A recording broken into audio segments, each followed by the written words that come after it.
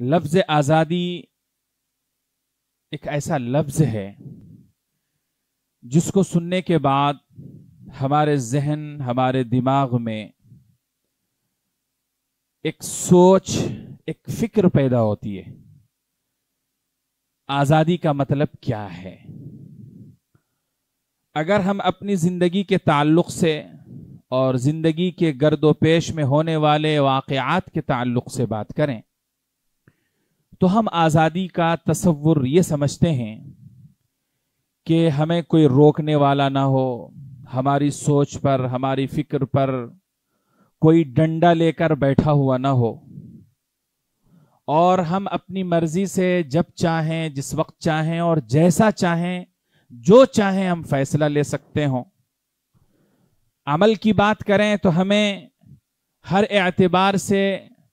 ہمیں مکمل آزادی ہو کہ ہم جیسا چاہیں اور جس طرح چاہیں عمل کر سکیں۔ مذہب کے اعتبار سے پریکٹس کرنا ہو تو ہم وہ پریکٹس کر سکتے ہوں۔ الغرض اللہ نے انسان کو آنکھ دیا، وہ دیکھنے میں آزاد ہو، کان دیا ہے سننے میں وہ آزاد ہو، ہاتھ دیا ہے پکڑنے میں وہ آزاد ہو، اللہ نے اس کو پیر دیا ہے تو وہ چلنے میں آزاد ہو۔ یہ ہم تصور عام طور پر سمجھتے ہیں، اور شریعت اسلامیہ کی اگر ہم بات کریں تو شریعت نے بھی یہی تصور ہمیں دیا ہے کہ ہر شخص آزاد ہے۔ لیکن ہم اور آپ یہ بھی جانتے ہیں کہ اگر ہم اپنے گھر میں ہیں تو ہمارے اپنے بڑے بھی ہوتے ہیں۔ اس گھر کا بڑا ہمارا باپ ہوتا ہے، باپ کا انتقال ہو جائے تو گھر کا بڑا ہمارا بھائی ہمارا بڑا ہوا کرتا ہے، بڑے بھائی ہمارے ذمہ دار ہوا کرتے ہیں۔ تو کہیں نہ کہیں ہماری یہ نیچورٹی، ہماری یہ فطرت ہمیں خود کہتی ہے کہ تم کچھ ایسے کام میں آزاد ہو جس کی اجازت تمہارا باپ بحیثیت ذمہ دار کے، تمہارا بڑا بھائی بحیثیت ذمہ دار کے اجازت دیتا ہو، اور کچھ کام ایسے ہیں جو تمہیں نہیں کرنا ہے جس کی اجازت تمہارا باپ، تمہارا بھائی، تمہارا سماج نہ دیتا ہو۔ ایسے ہی ہماری زندگی بھی ہے۔ اللہ نے یہ جسم، یہ زندگی، یہ حیات اللہ نے ہمیں دی ہے، اور یہ اللہ کی طرف سے امانت ہے۔ اللہ نے ہمیں دی ہے تو ظاہر ہے کہ وہ خدا بھی ہم سے یہی چاہتا ہے کہ کچھ چیزوں میں تم کو آزادی ہے اور کچھ چیزوں میں تمہیں آزادی نہیں ہے۔ وہاں اللہ کے حکم کی، اللہ کے قانون کی تم کو پابندی کرنا ہے، پاسداری کرنا ہے، اللہ کی مرضی کے مطابق تم کو زندگی گزارنا ہے۔ عزیزان محترم، اگر یہاں تک ہم اور آپ بات سمجھ چکے ہیں تو میں اگلی بات کا آغاز کرنا چاہتا ہوں۔ جس ملک میں ہم ہیں، یہ ملک کبھی سونے کی چڑیا کہلایا کرتا تھا، اور واقعتاً وہ تھا بھی سونے کی چڑیا۔ یہ تھا اس وقت معیشت میں، اقتصادیات میں، سیاست میں، ہر اعتبار سے اگر دیکھا جاتا تو یہ ملک دنیا کے تمام دوسرے اور ملکوں کی فہرست میں تقریباً اوپر کے حصوں میں آیا کرتا تھا۔ لیکن اس کو نظر بد اس وقت لگی جب انگریز یہاں ایک تاجر بن کر کے آئے اور اپنی شاطرانہ اور عیارانہ چالوں سے تجارت کا راستہ اختیار کر کے یہاں کی حکومتوں پر، یہاں کے مالیات پر، یہاں کی جو معدنیات تھی، اس ملک کی جو اصل قوت اور طاقت اور اس ملک کے جو اصل سرمائے تھے، اس پر اس نے اپنی نظر گاڑ دی، اور اس نے اپنی اس عیاری اور چالاکی کے ساتھ یہاں اس نے ایسے پنجے گاڑنے شروع کیے، اور اس طرح اس نے اپنے قدم جما لیے کہ ایک وقت آیا کہ خود جو یہاں کے اصل باشندے ہیں وہ غیر ہو گئے۔ ان کا اب کوئی کنٹریبیوشن سیاست میں نہیں ہے۔ اب وہ اپنی مرضی کے مطابق اپنی زندگی نہیں گزار سکتے ہیں، اپنی مرضی کے مطابق حکومت سے اپنے حقوق کا وہ مطالبہ نہیں کر سکتے ہیں، گویا وہ ایک غلام بنا دیے گئے۔ ایسے ہی ہوا جیسے کہ ایک مہمان کو ہم بحیثیت مہمان کے اپنے گھر میں دروازہ کھول کر کے ویلکم کرتے ہیں، اور کچھ دنوں کے بعد وہ مہمان اس گھر کا مالک ہو جائے اور گھر والے کو باہر نکال کر کے دھکا مار کر کے باہر کر دے۔ سیم ایسے ہی کہانی رچی گئی، اور ہندوستان گویا ایک غلام ملک بن گیا جس پر برطانوی حکومت، انگلینڈ کی حکومت، ملکہ برطانیہ کا یہاں راج چلنے لگ گیا۔ عزیزان محترم، میں نے آپ سے بھی کہا کہ انسان کو اللہ نے آنکھ دیا، ہاتھ دیا ہے، پیر دیا ہے، اور یہ ساری چیزیں چاہتی ہیں کہ یہ آزاد رہیں، ان کو جکڑ کر کے نہ رکھا جائے۔ تو اس وقت تمام انسانوں نے یہ محسوس کیا کہ ہاں واقعتاً اب ہم غلام بنا لیے گئے۔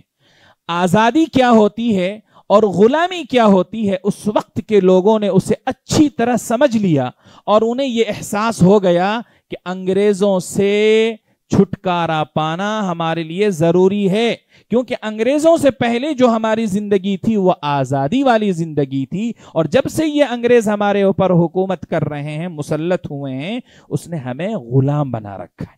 ظاہر ہے کہ فطرت کے خلاف یہ تھا، چنانچہ ملک کے تمام گوشوں سے آوازیں اٹھنا تھا، لیکن اس کی ابتدا کون کرے گا،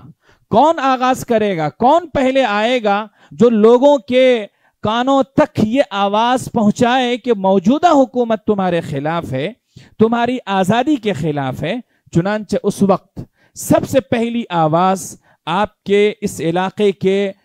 مرد اور شیر نے وہ آواز لگائی تھی، ٹیپو سلطان نے آواز لگائی تھی، اور بنگال سے مسلم حکمراں میں سراج الدولہ نے آواز لگائی تھی۔ چنانچہ ان حکمرانوں کی آواز پر آزادی کا ایک نعرہ بلند ہونا شروع ہوا، اور دھیرے دھیرے کچے اور پکے تمام مکانوں میں رہنے والے تمام انسانوں کے کانوں تک وہ آواز گونجنے لگ گئی، اور صورتحال یہ بنتی چلی گئی کہ انہوں نے یہ محسوس کر لیا کہ اب ہمارے کھانے اور پینے اور زندگی کی دوسری اور تمام ضروریات جتنی ضروری ہیں، نیسیسری ہیں، ایسے ہی اس حکومت سے چھٹکارا پانا بھی اب ہمارے لیے اتنا ہی زیادہ ضروری ہے۔ ایک انسان صبح اٹھتا ہے، صبح اٹھنے کے بعد دوپہر اور ناشتے کا انتظام کے بارے میں سوچتا ہے، ایسے ہی اس وقت لوگوں نے یہ سوچنا شروع کر دیا، صبح ہوئی کیسے ہم کو اس سے چھٹکارا حاصل کرنا ہے، وہ پلاننگ ہونا شروع ہوئی۔ عزیزان محترم، اللہ کا کرنا ایسا ہوا، جانے گئیں۔ دیکھیں، کسی بھی چیز کو حاصل کرنے کے لیے انسان کو اپنی قربانی پیش کرنی پڑتی ہے۔ کبھی وہ قربانی مال کی ہوتی ہے، کبھی وہ قربانی جانوں کی ہوتی ہے، کبھی وہ قربانی وقت کی ہوتی ہے۔ تمام لوگوں نے اس وقت یہ تینوں قربانیاں دی، اپنے مال کی بھی قربانی دی، اپنی جان کی بھی قربانی دی، اور اپنے وقت کی بھی قربانی انہوں نے دی ہے۔ لیکن میں آپ کو بتانا چاہوں گا کہ یہ سارا ماحول، یہ ساری فضا جو تیار ہوئی ہے، وہ ایک مرد مجاہد، ایک ایسا غیور اور ایک ایسا غیرت مند عالم دین جس نے شریعت کا علم حاصل کر کے آنے والے مستقبل کو اپنے علم کی روشنی میں دیکھا تھا، اور اس نے یہ جانا اور پہچانا تھا کہ جب تک یہ فتویٰ نہیں دیا جائے گا، مسلمانوں کے منجمد خون کو اس کے جسم میں دوبارہ دوڑایا نہیں جا سکتا ہے۔ چنانچہ دہلی سے حضرت مولانا شاہ عبدالعزیز دہلوی رحمت اللہ علیہ نے، حضرت مولانا سید اسماعیل شہید رحمت اللہ علیہ نے، حضرت مولانا سعید احمد اکبر آبادی رحمت اللہ علیہ نے، یہ وہ چوٹی کی علماء تھے جنہوں نے اس وقت یہ فیصلہ کیا کہ اب مسلمانوں کو اس ملک کی آزادی کے لیے، یہاں کی تمام جائز تمام ضرورتوں کے حفاظت کے لیے اب فتویٰ دینا ہوگا، اور مسلمانوں سے گزارش کرنی ہوگی کہ وہ سڑکوں پر آئیں اپنے حقوق کی حفاظت کے لیے۔ چنانچہ سب سے پہلے آزادی کی جو اعلان ہوا ہے وہ حضرت مولانا کے فتوے سے ہوا ہے۔ چنانچہ مسلمان سب سے آگے آئے، مسلمانوں نے اپنی قربانی پیش کی ہے، مسلمانوں نے سب سے زیادہ قربانی پیش کی ہے۔ اور یہ بات میں اس لیے کہہ رہا ہوں کہ مسلمانوں کے ہاتھ سے اس کی حکومت چھینی گئی تھی۔ مسلمان اس ملک کے حکمراں تھے، 800 سال ہو یا 1000 سال ہو، مسلمانوں نے حکومت کی تھی، اور ان سے وہ حکومت چھینی گئی تھی، تو اس لیے مسلمان کو زیادہ فکر تھی اس ملک کی۔ مسلمانوں کو اپنی حکومت کی فکر نہیں تھی، اپنے ملک کی حفاظت کی ان کو زیادہ فکر تھی۔ چنانچہ مسلمان میدان میں آئے۔ لیکن میں یہاں ایک بات اور آپ کو بتانا چاہتا ہوں کہ ان مسلمانوں میں بھی سب سے زیادہ جنہوں نے اپنی گردنیں کٹائی ہیں، جنہوں نے اپنی زیادہ قربانیاں پیش کی ہیں، وہ وقت کے وہ علماء تھے، وہ حفاظ تھے، وہ مفتیان اعظام تھے، جنہوں نے یہ سمجھا تھا کہ جب تک ہماری قربانی شامل نہیں ہوتی ہے تو امت کی قربانیاں بیکار اور ضائع اور رائیگاں جائے گی۔ چنانچہ آج آپ تاریخ اٹھا کر کے دیکھیں، یہ کسی عالم کی لکھی ہوئی تاریخ نہیں ہے، کسی ہندو نے نہیں لکھی ہے، اس وقت کے انگریز رائٹر ٹامسن نے اپنی کتاب کے اندر ذکر کیا ہے کہ دہلی سے لے کر پاکستان کے لاہور تک جتنی بھی سڑکیں ہیں، ان تمام سڑکوں پر موجود دونوں طرف جو درخت ہیں، کوئی درخت ایسا خالی نہیں تھا جہاں ہندوستان کے علماء کی لاشیں ننگی نہ لٹکی ہوئی ہوں، اور کوئی بھی ایسا فوجی مشق اور تربیت گاہ نہیں تھی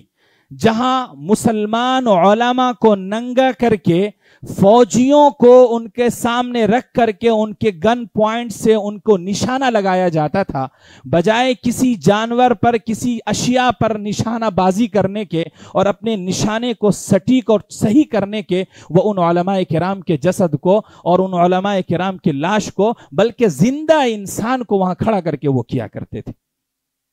اور یہاں تک کہ اس نے لکھا ہے کہ بہت سی ایسی کھالیں بھی ہیں،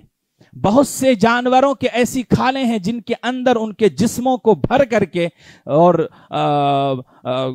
درختوں کے ساتھ اس کو لٹکایا گیا ہے۔ 60,000 علماء کرام کی ایک روایت آتی ہے، 60,000 علماء کرام کو ننگا کر کے میدان میں لایا جاتا ہے، جس میدان میں ایک بڑا آگ کا الاؤ لگا ہوا ہے، اور بڑی آگ لگی ہوئی ہے، اور ایسی خطرناک وہ آگ ہے کہ علماء نے لکھا ہے کہ اگر وہ آگ اس وقت مسلمانوں نے دیکھا ہوتا تو پھر حضرت ابراہیم علیہ السلام کا وہ منظر یاد کرتے جو علماء اپنے خطبوں میں اور تقریروں میں کہا کرتے ہیں